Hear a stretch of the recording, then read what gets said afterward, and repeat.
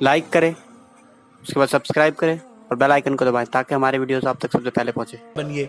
और एक बात नौजवानों से और लड़कियों से भी कहता हूं, दिल पे लिख लो, जब हम पैदा भी नहीं हुए थे, माँ के पेट में हम 4 महीने के हमल की शक्ल में थे, तभी अल्लाह ने हमारी तकदीर में लिख दिया था कि हमारा निकाह किस लड़की से होगा। तवज्जो आपकी, बस इसी पे बात अब खत्म करने जा रहा हूं। लड़कियां भी सुन ले और लड़के भी सुन ले। जब हम पैदा भी नहीं हुए थे तब कुदरत ने फैसला कर दिया था कि हमारा निकाह किसके साथ होगा। तो जो अल्लाह ने लिख दिया है उसी के साथ होगा।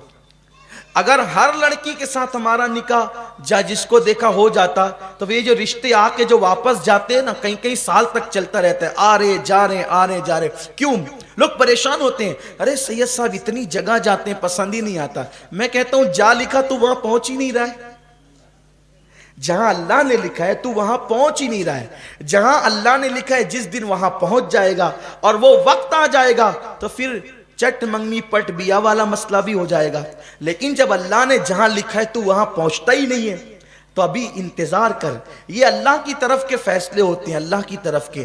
तो रिश्ते आए जाए तो बहुत ज्यादा जो दिमाग पे टेंशन मत लिया करो। अल्लाह ने हमारी तकदीर में लिख दिया है तो होना ही होना है। कोई बगैर जोड़े का जमीन पे नहीं आया है। और बेटियों को जल्दी रिश्ते नहीं आते तो माँ बाप खुद उसको ताना देते, कैसी है तू, मनूस है, तेरी तकदीर फूटी हुई है, तुझे अच्छे रिश्ते नहीं आते, हम परेशान हैं। यार उस बेटी का क्या कसूर है? अल्लाह ने जब लिखा है तभी शादी होगी। शादी वक्त से पहले नहीं होगी, मौत वक्त से पहले नहीं आएगी, रोजी वक्त से पहले नहीं मिलेगी। अल्लाह ने जब जहां लिखा है उसी वक्त होगा, जो टाइम आ जाएगा उसी वक्त होगा, वरना नहीं होगा। हमने तो ऐसी शादियां भी इस छोटी सी उम्र में देखी है। मैंने एक शादी ऐसी देखी है अपने बचपने में कि बारात तैयार होगी और तैयार होने के बाद किसी मामले पर झगड़ा हो गया बारात के अंदर। तो क्या हुआ, लड़के वालों ने अपनी अना बताने के लिए कहा हम बारात वापस ले जा रहे हैं। ये हुआ, हम बारात वापस ले जा रहे हैं।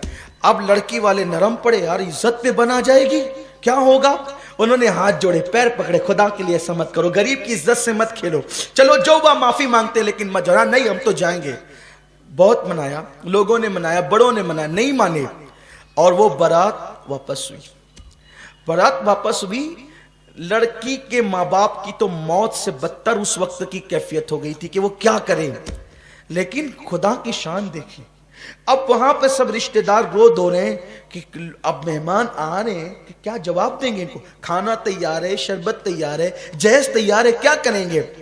ऐसे में एक लड़का अपनी माँ और अपने बाप के साथ शादी में शिरकत के लिए आया था। और वो बहुत मालदार घराने के थे। वो जो बारात आई थी उससे बहुत मालदार घराने के वो लोग थे।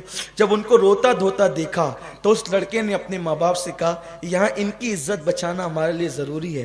क्या ऐसा नहीं हो सकता कि जो सेहरा उस लड़के ने पहना था वही सेहरा मैं पहन लूँ? माँ बाप ने कहा कि ये तो बहुत अच्छी बात होगी, चलो अच्छा करते हैं।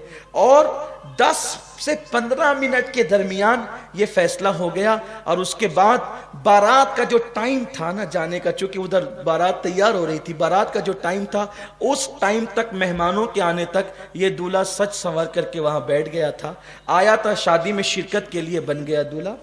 अब लोग हैरान थे ऐसा क्यों हुआ? वो ऐसा इसलिए हुआ कि उसकी किस्मत में नहीं लिखा था, तो ये बहाने से कैंसिल तो नहीं था, ये तो इसकी बीवी बनने वाली थी ना। एक बात मुझे बहुत प्यारी सी यहाँ याद आ गई और उसको बयान करके बात खत्म करता हूं, मुझे मरकज जाना है। इमाम आजम के दौर में एक हादसा हो गया। देखो अल्लाह जो तकदीर में लिखता है ना वही बीवी मिलेगी, उसके सिवा नहीं मिल सकती।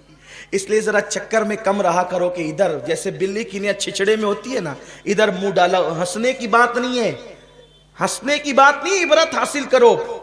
इधर मुंह डाला, उधर ताक, उधर झांक, ये सब बंद करो। इस्लाम का कानून नहीं है, इस्लाम इससे मना करता है। किसी के घर में झांकने से इस्लाम मना करता है। ताक झांक बंद करो। गलियों के अंदर साइकिल लेकर के घूमा तो इधर मुंह डाला, उधर देखा, कोई काम नहीं। गाड़ियां लेकर जबरदस्ती फिर रहे हैं, साइकिल लेकर जबरदस्ती फिर रहे हैं। अल्लाह ने जो तकदीर में लिखा है। और सुनो, अगर शादी से पहले बदकारी करोगे तो फिर पाक बीवी नहीं मिलेगी। कुरान, अल्लाह के रसूल फरमाते कमा तदीन तुदान, तुम जैसा करोगे वैसा होगा। लेकिन अगर कोई बदकारी कर चुका, उलमा से सुना, बयान सुना और सच्ची तौबा कर ले, फिर अल्लाह तौबा کرنے والوں کی توبہ کو قبول کرتا ہے اور اللہ انہیں پاک دامن بیویاں بھی عطا فرماتا ہے.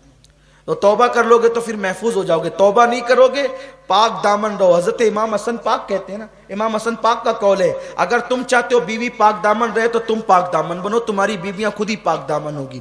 اگر چاہتے ہو بیٹیاں پاک دامن رہے تو تم پاک دامن بنو, تمہاری بیٹیاں پاک دامن ہوگی. اگر چاہتے ہو کہ بیٹے پاک دامن رہے تم پاک دامن بنو, تمہارے بیٹے پاک دامن ہوں گے, تمہاری نسلیں پاک دامن ہوگی انشاءاللہ اگر تم پاک دامن رہو گے.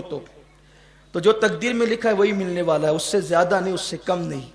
امام اعظم ابو حنیفہ رحمت اللہ تعالی علیہ کے دور میں ایسا ہوا کہ دو بھائیوں کے ایک ساتھ شادی ہوئی, دو بھائیوں کے ایک ساتھ شادی ہوئی اور اتفاق سے دو بہنیں بھی وہ تھیں, ادھر دو بھائی ادھر, ایسا ہوتا ہے نا دو بھائی دو بہن ہو گئی. اب وہ دونوں بہنیں آئی ادھر سے اور یہ دو بھائی, شادی ہو گئی. تو اتفاق ایسا ہوا جب حجرے میں پہنچانے کی بات آئی تو عورتوں کی گڑبڑی کی وجہ سے اور دلہنیں تبدیل ہو گئی, دلہنیں تبدیل ہو گئی. یعنی اس بھائی کا جس سے نکاح ہوا تھا اس کی بیوی اس کے ساتھ چلی گئی اور اس کا جس سے نکاح ہوا تھا اس کی بیوی ادھر چلی گئی. جب اب رات تو گزر گئی, صبح ہوئی تو صبح ہونے کے بعد یہ بات کھل گئی کہ بھائی وہ جو عورتوں کی کوتاہی کی وجہ سے دلہن تبدیل ہو گئی, اس کی اس کے ساتھ چلی گئی, اس کے ساتھ چلی گئی. اتفاق سے اس ولیمہ میں امام اعظم بھی موجود تھے, امام سفیان ثوری موجود تھے, امام عامش موجود تھے, امام حماد, یعنی بڑے بڑے اس دور کے اکابر, یعنی کتنے بڑے گھر میں شادی رہی ہوگی وہ کہ امام اعظم جیسے لوگ اس ولیمے میں شریک ہوئے ہوں گے. ایسا ہوتا ہے نا کہ بھئی حافظ غفران صاحب جس شادی میں آئے تو ماشاءاللہ معزز لوگوں کی شادی ہے, حافظ مقصود صاحب آئے تو عزت دار لوگوں کی شادی ہے. تو ایسا ہوتا ہے, مہمان دیکھ کے اندازہ ہوتا ہے کہ کیسے لوگ ہیں. اب امام اعظم جس کی شادی میں جائیں وہ واقعی امام اعظم ابو حنیفہ, تو وہ لوگ سب بیٹھے تھے, وہ عورتوں سے بات باہر آئی کہ عورتیں آپس میں کانا پھوسی کرنے لگی کہ دلہن چینج ہو گئی, دلہن چینج ہو گئی. اب عورتوں کو بات پتہ چلے تو وہ چھپنا کب تھی. تو سب, اب ہر دور کی عورت تو عورت ہی ہوتی ہے اور ہر شہر کی عورت عورت ہی ہوتی ہے. خوب چیخ پکار ہونے لگی, اب کیا ہوگا, اب کیا ہوگا. مردوں نے امام سفیان ثوری سے اور دیگر ائمہ سے کہا کہ یہ جو عورتیں تبدیل ہو گئی کہ کیا کریں. وہ کہا کہ تبدیل ہو گئی تو کیا کریں, اس کی اس کے ساتھ کر دو, اس کی اس کے ساتھ کر دو, جو جس کے ساتھ تھی اس کے ساتھ کر دو, کیونکہ یہ غلطی سے وہ جان بوجھ کر تو ہوا نہیں. اب بھائی فتویٰ دینا ہی بہت اہم نہیں ہوتا ہے, فتوے کو دیتے وقت یہ بھی تو سامنے رکھنا ہوتا ہے کہ اس فتوے کا اثر کیا ہوگا. اصل بات یہ ہے کہ چلو ٹھیک ہے جو جس کی بیوی تھی اس کے پاس پہنچا دو, غلطی سے ہو گیا تو کیا کریں گے. بھائی دو بہنیں ہیں, دو بھائی ہیں, ایک گھر میں رہتے ہیں, اب اس نے اس کے ساتھ رات گزاری, اس نے اس کے ساتھ رات گزاری, اب اس کو پھر اس کے پاس بھیجے, اس کو اس کے پاس بھیجے, تو یہ زندگی بھر ایک دوسرے سے نظریں ملا سکیں گے, دونوں بھائی ایک دوسرے کو دیکھ سکیں گے, کیونکہ یہ تو اس کی بیوی کے ساتھ گزار چکا ہے رات, وہ اس کی بیوی کے ساتھ رات گزار چکا ہے. تو گھر والوں کو تھوڑا سا ترک کہ بھئی چلو ٹھیک ہے جو بیوی جس کی اس کے پاس رہے گی, لیکن یہ رات کہیں اور گزار چکی ہے اور وہ ساری زندگی نظر اٹھا کے ایک دوسرے کو دیکھ سکیں گے, کیا کریں گے.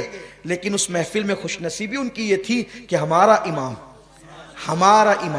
امام الائمہ, سراج الامہ, کاشف الغمہ, نعمان بن ثابت, جس پر فقہ کو ناز ہے, جس پہ اسلام کو ناز ہے, جس پر مصطفیٰ جان رحمت کو ناز ہے, وہ امام اعظم ابو حنیفہ فرماتے ہیں یہ فتویٰ تو اپنی جگہ ہے کہ ہر عورت اپنی شوہر کے پاس چلی جائے, لیکن کچھ سماج کا بھی تو معاملہ ہے, کچھ گھریلو بھی تو معاملات ہے. ایک کام کرو, دونوں دولہے کو میرے پاس بلاؤ.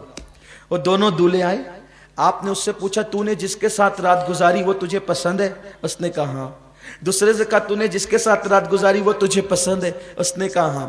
فرمایا اب ایک کام کرو, تم کو یہ پسند ہے جس کے ساتھ تم نے رات گزاری, تو یہ جو تیری بیوی تھی تیرے نکاح میں تھی تو اس کو طلاق دے دے, اور تو اس کے ساتھ نکاح کر لے جس کے ساتھ تو نے رات گزاری, اور تو اس کو طلاق دے دے اور یہ اس کے ساتھ نکاح کر لے جس سے رات گزاری.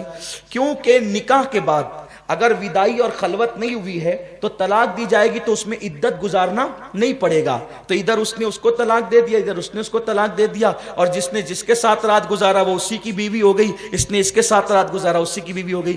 دیکھو نکاح ہونے کے بعد بھی قدرت نے جہاں لکھا تھا جو جس کو ملنی تھی وہ اسی کو ملی نا. निकाह भी हो गया है, निकाह होने के बाद भी तो कुदरत का लिखा नहीं टलता, ला तब्दील ले कलिमातिल्लाह। तो और लड़कियों को अगर रिश्ते लेट आते हैं वो बहुत बेचैन होती है कि अरे मुझे रिश्ते नहीं आ रहे हैं, फिर वो कभी कभी गलत कदम उठाती है। लड़के भी उनका अच्छा रिश्ता नहीं होता, बहुत फील करते हैं, अरे यार जो देख के जाता है फिर ना कह देता है, मेरे अंदर कमी कैसे ये सब बताएं, देख के जाते ना कहते। मेरे भैया तेरे अंदर कोई कमी नहीं है, वो तेरे लिए लिखी नहीं थी जिसके माँ बाप तुझे देखने आए थे।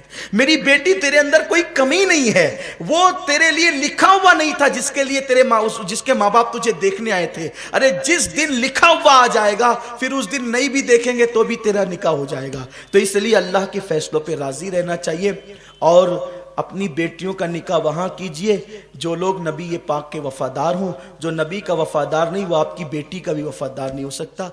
अल्लाह ताला तौफीक